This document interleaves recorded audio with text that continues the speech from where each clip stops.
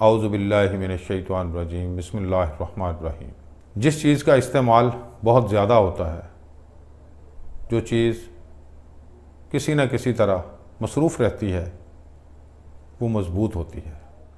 انسان کا دماغ بھی بہت زیادہ استعمال میں رہتا ہے، اس لیے ہر دور سے، ہر تجربے سے گزر کر یہ بھی بہت مضبوط ہو گیا ہے۔ ایسا مضبوط ہوا کہ اس پر اب کسی چیز کا اثر ہی نہیں ہوتا۔ اگر ہم دیکھیں تو شروع میں انسان جانوروں سے بھی زیادہ کمزور تھا، مگر اس کی ضرورتوں نے اس کو اتنا مضبوط کر دیا ہے کہ اب یہ شیر، ہاتھی اور ایٹم بم تک کو اپنے اشاروں پر رکھتا ہے۔ اگر ہم غور کریں تو انسان کو اگر ان چیزوں پر سبقت حاصل ہوئی ہے تو اس کے دماغ کی وجہ سے، اس کی عقل کی وجہ سے۔ دماغ کا استعمال اتنا زیادہ ہوا کہ اس نے انسانی زندگی میں ہونے والے تمام تجربوں پر اپنا کنٹرول حاصل کر لیا اور انسان کو اپنی مرضی سے چلانے لگا، یہاں تک کہ ایک دن بارش کا موسم انسان کو بڑا لبھاتا ہے، بڑا اچھا لگتا ہے، اور دوسرے دن وہی بارش، دوسرے دن اسی بارش سے وہ اکتا جاتا ہے، اس لیے کہ اس دن اس کے دماغ کی کنڈیشن الگ تھی، آج اس کے دماغ کی کنڈیشن الگ ہے۔ لہذا ہماری خوشی اور ہمارا غم بھی اسی دماغ کی وجہ سے ہے۔ ایسا کیوں؟ اس لیے کہ انسان اپنے سارے اختیار اپنے دماغ کو دے بیٹھا ہے، جس کی وجہ سے انسان دماغ کا محتاج ہوتا چلا گیا، اپنے آپ کو دماغ کی غلامی میں دے کر اپنی ہی تباہی کا سامان کرتا چلا گیا۔ اپنے مذاہب میں فرقے، اپنے ہی ملک میں ایک سے زیادہ سیاسی جماعتیں اور قوموں کی تقسیم، اور پھر ان سب کو جھگڑوں میں پھنسا کر اپنی تسکین کا سامان کرتا چلا گیا، اور انسان نے عقل و دماغ کو اپنے سارے مسئلوں کے حل کی ذمہ داری سونپ دی، اور اس بات پر غور ہی نہیں کیا کہ یہ جو مسئلے ہیں یہ تو ہیں ہی دماغ اور عقل کی وجہ سے، یہ تو عقل اور دماغ کی ہی پیداوار ہے۔ دماغ کی اس طاقت کی وجہ سے پوری دنیا، پوری انسانیت خطرے میں پڑ گئی۔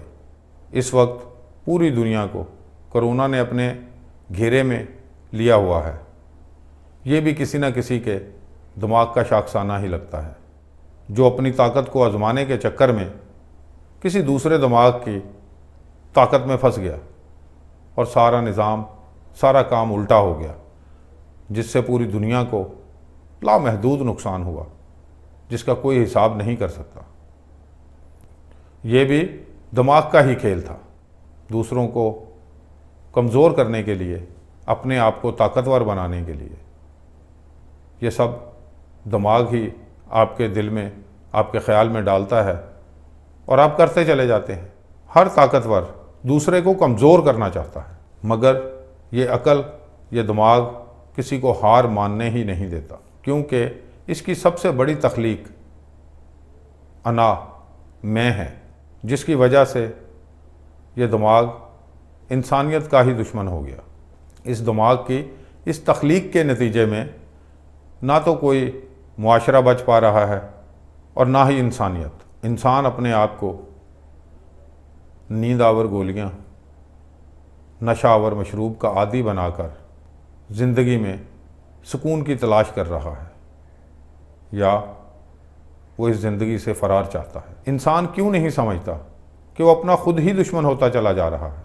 ہر انسان اپنی خوشی کے لیے دوسرے کی خوشی چھینتا چلا جا رہا ہے، اپنے ہونے اور اپنی موجودگی کا احساس دلانے کے لیے دوسرے کو مٹاتا چلا جا رہا ہے، اس بات سے بے خبر اپنی تسکین کا سامان کیے جا رہا ہے۔